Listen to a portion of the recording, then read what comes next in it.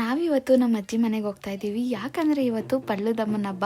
ಈ ಹಬ್ಬನ ವರ್ಷಕ್ಕೆ 2 ಸಲ ಮಾಡ್ತಾರೆ ಅಂಡ್ ಈ ಸಲ ಮಾತ್ರ ತುಂಬಾನೇ ಗ್ರ್ಯಾಂಡ್ ಆಗಿ ಮಾಡ್ತಾ ಇದ್ದಾರೆ. ಆಲ್ಮೋಸ್ಟ್ ಎಲ್ಲಾ ಕಸಿನ್ಸ್ ಕೂಡ ಬಂದಿದ್ದೀವಿ ಅಂಡ್ ಈ ಸಲ ನಮ್ಮ ಮನೆಯಲ್ಲಿ ಸ್ವಲ್ಪ ಸ್ಪೆಷಲ್ ಆಗಿದೆ. ಯಾಕಂದ್ರೆ ನಮ್ಮ ಅಕ್ಕ ಮದುವೆ ಆಗಿ ಫಸ್ಟ್ ಇಯರ್ ಅಲ್ವಾ, ಸೊ ಗಂಡು ಹೆಣ್ಣು ಅವರೆಲ್ಲ ಬಂದಿದ್ದಾರೆ. ಅದ್ರ ಜೊತೆ ನಮ್ಮ ಮುತ್ತಮ್ಮ, ನಮ್ಮತ್ತಿಗೆ, ನಮ್ಮಣ್ಣ ಎಲ್ಲ ಕೂಡ ಬಂದಿದ್ದಾರೆ. ತುಂಬಾ ರೇರ್ ಆಗಿ ನಾವು ಇಷ್ಟು ಜನ ಒಟ್ಟಿಗೆ ಸೇರೋದು. ವರ್ಷ ನಾವು ಕೂಡ ಎಲ್ಲ ಸ್ಯಾರಿ ಹಾಕೊಂಡು ರೆಡಿ ಆಗ್ತಾ ಇದ್ವಿ. ಬಟ್ ನಮ್ಮ ಅಕ್ಕ ಫಸ್ಟ್ ಟೈಮ್ ಮದುವೆ ಆದ್ಮೇಲಿಂದ ಪೂಜೆ ಮಾಡ್ತಿರೋದಲ್ವ, ಅವಳು ಒಂಚೂರು ಮಿಂಚ್ಲಿ ಅಂತ ನಾವೆಲ್ಲ ಸಿಂಪಲ್ ಆಗಿ ರೆಡಿ ಆಗಿದ್ದೀವಿ.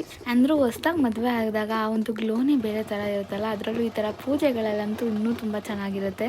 ಇವಾಗ ದೇವ್ರನ್ನ ಎಲ್ಲ ಮನೆ ಹತ್ರನೂ ಕರ್ಕೊಂಡೋಗಿ ಅಲ್ಲಿ ಅವರೆಲ್ಲ ಪೂಜೆ ಮಾಡಿ, ಅದಾದ್ಮೇಲಿಂದ ದೇವ್ರನ್ನ ಅಲ್ಲಿ ದೇವಸ್ಥಾನ ಹತ್ರ ಕರ್ಕೊಂಡೋಗಿ ಪೂಜೆ ಮಾಡೋದು. ಅಲ್ಲಿವರೆಗೂ ಈ ಥರ ಎಲ್ಲ ಏನೇನೋ ಮಾಡಿಸ್ತಾ ಇರ್ತಾರೆ. ನನಗಂತೂ ತುಂಬ ಇಷ್ಟ, ಬಟ್ ಏನು ಅಂತ ನಂಗೆ ನಿಜ ಗೊತ್ತಿಲ್ಲ.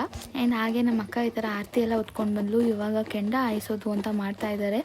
ನನಗಂತೂ ತುಂಬ ಭಯ ಆಗ್ತಾ ಇದೆ. ನಮ್ಮ ಅಕ್ಕ ಬೇರೆ ಸೀರೆ ಹಾಕ್ಕೊಂಡು ಬೇರೆ ಹೋಗ್ತೀನಿ ಅಂತ ಕೂತಿದ್ದಾಳೆ. ಅವಳು ಹೋಗೋದಕ್ಕೆ ಅಂತ ರೆಡಿ ಆಗಿರೋದಕ್ಕೆ ನಮ್ಮ ಭಾವ ಬೇಡ ಅಂದು ಅವರು ಇವಾಗ ನಮ್ಮ ಅಕ್ಕ ಜೊತೆ ಕೆಂಡ ಆಯ್ತಾ ಇದ್ದಾರೆ. ಆ್ಯಂಡ್ ಈ ಕಡೆ ನಾವು ಶಿಸ್ತಾಗಿ ಟಮಟೆ ಸೌಂಡಿಗೆ ಕತ್ತಾಡ್ಸ್ಕೊಂಡು ನಿಂತಿದ್ದೀವಿ. ತುಂಬ ಸಂಜೆನೆ ಸ್ಟಾರ್ಟ್ ಮಾಡಿದ್ರು. ಪೂಜೆ ಎಲ್ಲ ಸ್ಟಾರ್ಟ್ ಆಗಿ ಫುಲ್ ಮುಗಿಸೋ ಅಷ್ಟೊತ್ತಿಗೆ ತುಂಬ ಲೇಟ್ ಆಗಿಬಿಡುತ್ತೆ. ಪೂಜೆ ಎಲ್ಲ ಮುಗಿಸಿ ನಮ್ಮ ಫೈನಲ್ ಪಾರ್ಟ್ ಇವಾಗ ಬರುತ್ತೆ. ಮೊದಲೆಲ್ಲ ಸೇಂದಿ ಉಕ್ಕಿಸ್ತಾ ಇದ್ರಂತೆ, ಬಟ್ ಇವಾಗ ಸಿಗಲ್ಲ ಅಂತ ಈ ಥರ ಮಾಡ್ತಾರೆ. ಇದು ನಮ್ಮೂರಿನ ಹಬ್ಬ.